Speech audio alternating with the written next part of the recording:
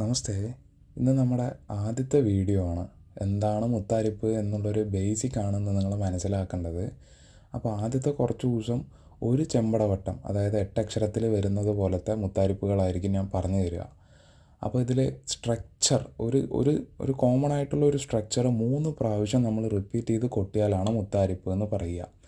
അപ്പോൾ ഇതിൽ മനസ്സിലാക്കേണ്ടത് എന്താണ് സ്ട്രക്ചറിൽ നമ്മൾ ഒരു സ്ട്രക്ചറിൽ എന്തൊക്കെയാണ് നമ്മൾ കൊട്ടുന്നത് എന്ന് മനസ്സിലാക്കണം. അത് തന്നെ നമ്മൾ 3 പ്രാവശ്യം കൊട്ടും. പിന്നെ ഗ്യാപ്പും ഉണ്ടാവും. ഒന്നിൽ നിന്ന് ഒന്നാമത്തെ സ്ട്രക്ചർ, രണ്ടാമത്തെ സ്ട്രക്ചർ, മൂന്നാമത്തെ. ഈ രണ്ടാമത്തേൻ്റെയും മൂന്നാമത്തേൻ്റെയും ഫ്രണ്ടിലായിട്ടൊരു ചെറിയൊരു ഗ്യാപ്പ് ഉണ്ടാവും. ആ ഗ്യാപ്പും നിങ്ങൾ മനസ്സിലാക്കി എടുക്കണം.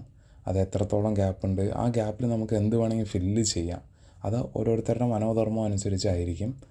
അപ്പോൾ ഇന്ന് തുടക്കമായതുകൊണ്ട് എന്താണെന്ന് ഒരു കാര്യം മനസ്സിലാക്കാൻ വേണ്ടിയിട്ട് എല്ലാവർക്കും, കൊട്ടാൻ കിട്ടുന്ന എല്ലാവർക്കും അറിയുന്നതാണ് ഗണപതിക്കൈയിൽ നമ്മൾ കൊട്ടുന്ന ദരികിട നഖതരകം, ഇല്ലെങ്കിൽ ഡടക് എണ്ണക്കാം എന്ന് വെച്ചിട്ടുള്ള അതൊരു 3 പ്രാവശ്യം കൊട്ടിയാൽ ഒരു സ്ട്രക്ചറാവും.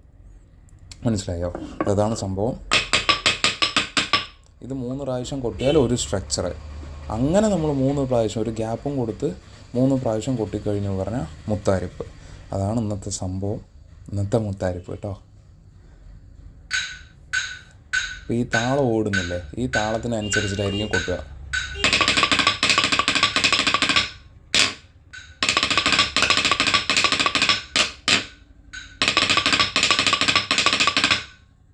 Okay, thank U.